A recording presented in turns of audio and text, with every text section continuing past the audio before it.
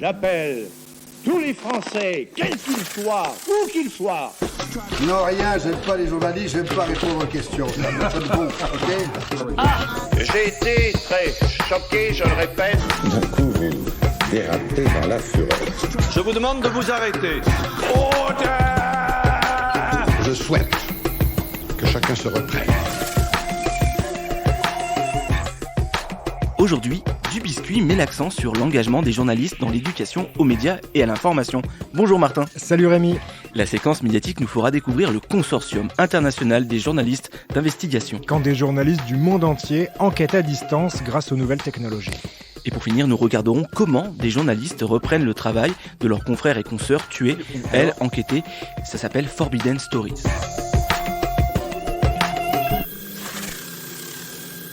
Marché noir de cigarettes, trafic de tissus humains, surpêche ou dernièrement fraude fiscale, à l'origine de tous ces sujets d'enquête, 4 lettres.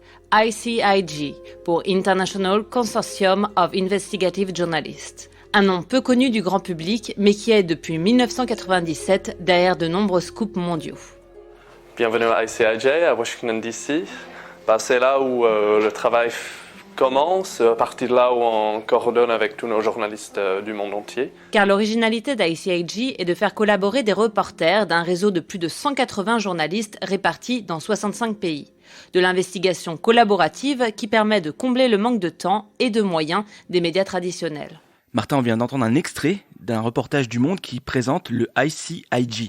Oui, tout à fait, Rémi. Dans ce reportage du Monde, on l'a bien entendu, c'est la collaboration internationale, maintenant de presque 250 journalistes dans le monde entier, pour découvrir des sujets, mais aussi s'emparer de sujets, d'un certain nombre de données et enquêter à l'international. Car il y a des sujets comme la fraude fiscale, Rémi, il faut absolument coordonner le travail d'une rédaction qui devient mondiale parce que on fraude le fisc dans plein de pays grâce à plein d'intermédiaires et c'est très compliqué de travailler chacun dans son coin. Ça fait partie des dogmes de ce consortium international des journalistes d'investigation. Travailler en commun, chacun avec un pays de référence, chacun avec des spécialités. Quelles autres enquêtes ce consortium a-t-il menées ?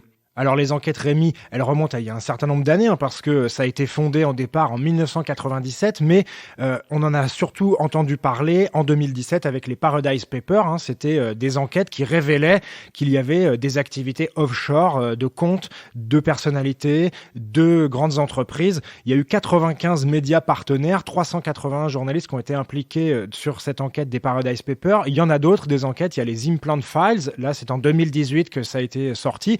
Bien évidemment, il y a toujours un gros travail en amont entre les rédactions, entre les journalistes, et à chaque fois, les médias s'associent. Donc, il y a des journalistes qui font partie de ce consortium, mais il y a aussi des médias qui, pour telle ou telle enquête, vont s'associer.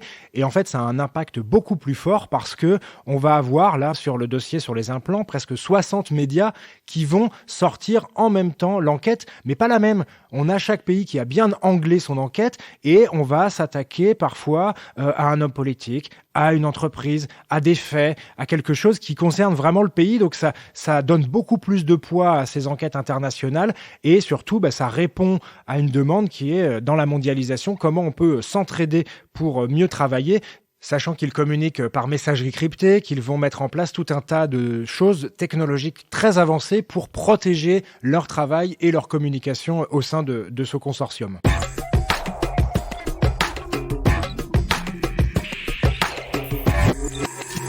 Martin, tu voulais en profiter également pour revenir sur la figure du journaliste d'investigation.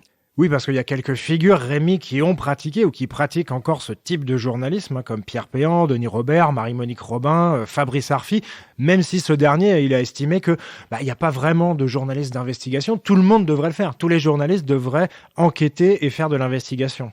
Quel type d'enquête les journalistes mènent-ils et comment travaillent-ils ? Eh bien, ces journalistes-là, pendant très longtemps, ils ont travaillé en solitaire. C'était un peu l'enquêteur solitaire dans son coin qui amassait de la documentation, qui allait chercher ses sources, qui avait des sources un peu partout avec un gros carnet d'adresses quand même. Ça fait partie de leur style. Ils étaient difficilement joignables. Ils sortaient des livres parce que ça, c'était économiquement ce qui pouvait leur rapporter le plus parce qu'une enquête, ça rapporte pas beaucoup parce qu'on sait jamais quel va être le résultat. C'est pas parce qu'on enquête qu'il y a qu'il y a un problème. On essaye de découvrir des choses. Donc les médias font de moins en moins d'enquêtes alors que le public cherche à avoir beaucoup plus de sujets fouillés. Donc ça, c'est un paradoxe. Et ces journalistes d'investigation, ils avaient un peu ce rôle-là, à côté des rédactions, en solitaire. Maintenant, avec ce consortium et puis avec d'autres initiatives, on voit qu'il faut se rassembler. C'est une autre mentalité, une autre manière de faire ce journalisme d'investigation. Et dernier point, ils travaillent sur des enquêtes liées à des scandales sanitaires, à l'évasion fiscale, à la corruption ou sur des dossiers qui sont secret défense. Donc c'est toujours des choses assez pointues. Et puis ils sont très peu nombreux, il faut bien le dire. Ça fait parfois rêver un petit peu la figure du journaliste d'investigation. Mais en fait, il y a 1% de la profession qui a le temps et les moyens de se consacrer à ces activités-là. Que l'on fasse de l'éducation aux médias à l'information en tant que bénévole, ou qu'on soit salarié d'une rédaction, journaliste, indépendant ou éducateur, on ressent chez beaucoup de ces personnes de l'engagement. Oui, il y en a. Pendant des années, l'EMI, elle était pratiquée avant tout par des bénévoles, des passionnés, des journalistes engagés. Ils prenaient leur petit bâton de pèlerin, là, ils allaient faire la semaine de la presse, ils allaient même contacter eux-mêmes parfois les profs, et puis ça se faisait aussi dans un cercle autour des journalistes. On connaissait quelqu'un, ah bah tiens, tu vas intervenir, etc. Carole Pujol nous rappelle quelques notions fondamentales lorsqu'on est journaliste et que l'on veut intervenir. Pour moi, le point vraiment à retenir, c'est que quand on fait de l'éducation aux médias, encore une fois, on n'essaie pas de convertir les enfants, ou les adultes d'ailleurs, au fait que les journalistes ont la science infuse et ont raison. C'est pas vrai, et j'ose espérer que mes confrères ne le pensent pas.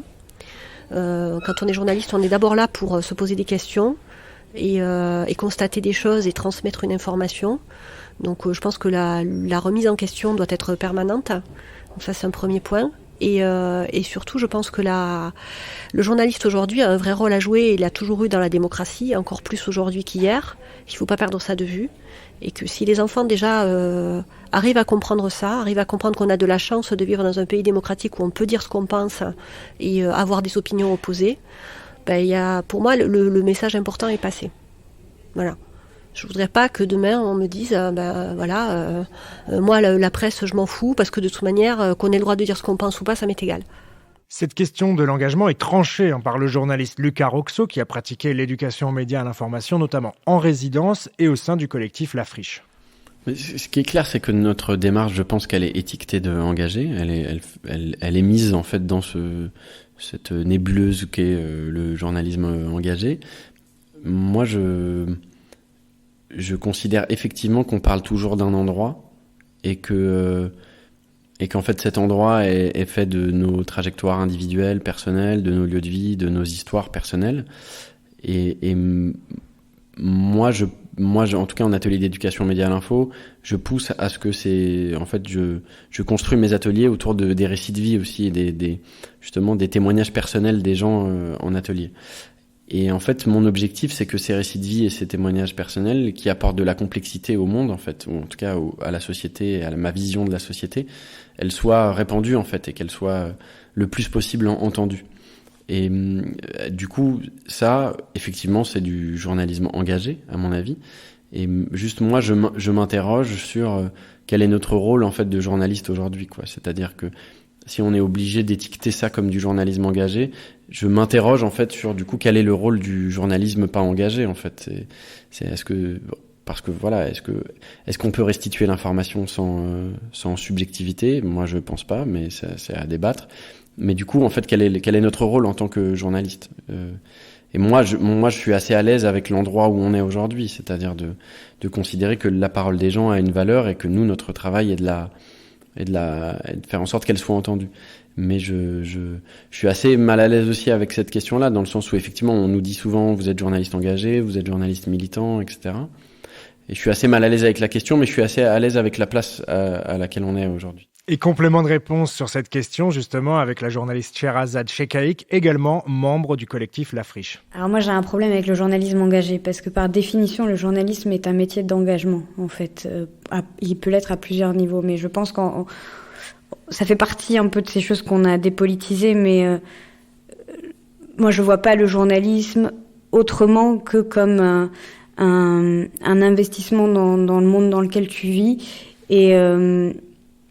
et du coup, enfin, je sais pas, c'est toujours un sujet qui me pose un peu problème, parce que ça voudrait dire que les journalistes sont de simples observateurs du monde, qui vivent un peu en dehors de la société, que du coup, ils sont pas traversés par les questions que que leurs voisins peuvent se poser sur des questions de logement, sur des questions d'accès au travail, sur leur retraite, sur la façon dont on peut se déplacer aujourd'hui dans ce pays. Et donc, voilà, du coup, moi, je suis pas spectatrice du monde dans lequel je vis. En fait, c'est pas parce que je le raconte que je suis en dehors. Et c'est déjà un premier point. Et donc, l'éducation aux médias, justement, elle te ramène à ça. C'est-à-dire que tu discutes avec les gens et en fait, tu te rends compte que on a les mêmes problèmes, on peut avoir les mêmes questionnements sur les mêmes incertitudes sur demain. Et donc, ça te rappelle que quand bien même t'es journaliste et tu racontes les histoires des autres, tu peux les vivre aussi, tu peux être concerné toi aussi. Et donc, du coup, ça te fait que t'as un regard, t'as un point de vue sur les choses. Et ça influe forcément ta production. Et après, c'est plus une question de s'en rendre compte ou pas. Et si tu t'en rends compte, de savoir le dire assez honnêtement, en fait, que effectivement, on peut avoir un point de vue sur le monde et parce que on y appartient, quoi, et qu'on partage les mêmes. On se questionne, on peut se questionner de la même façon que d'autres sur tout un tas de sujets et d'enjeux sur lesquels on est auteur ou producteur d'informations, quoi. Pour conclure ce débat, Martin, tu as demandé à Louise Bartlett, elle aussi journaliste spécialisée dans l'éducation aux médias et à l'information, si Lémi était de gauche. Oui, je pense que je suis profondément de gauche et en même temps, je fais partie des personnes qui ont été profondément déçues par d'autres personnes qui se réclamaient de la gauche. Donc, qu'est-ce qu'on peut dire ? Enfin, avoir un peu, porter de l'attention aux autres, avoir de la considération pour autrui, accepter qu'on n'est pas tous d'accord les uns les autres, mais qu'on peut quand même vivre ensemble, ça devrait pas être un truc de gauche ou de droite. Donc, dans l'idéal, non, l'éducation aux médias et à l'info, c'est pas un truc de gauche. Et il doit certainement y avoir des journalistes de droite et des profs de droite qui font de l'émis, en tout cas, j'espère. Parce que si c'est que un truc de scission entre gauche-droite, ça fait vachement moins de gens pour s'impliquer.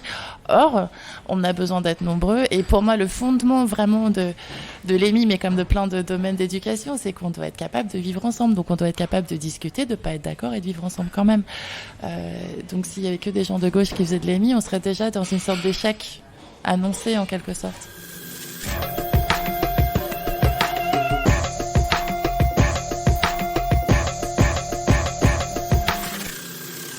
Et pour finir cet épisode du Biscuit, Martin, tu voulais revenir sur le travail de l'association Forbidden Stories.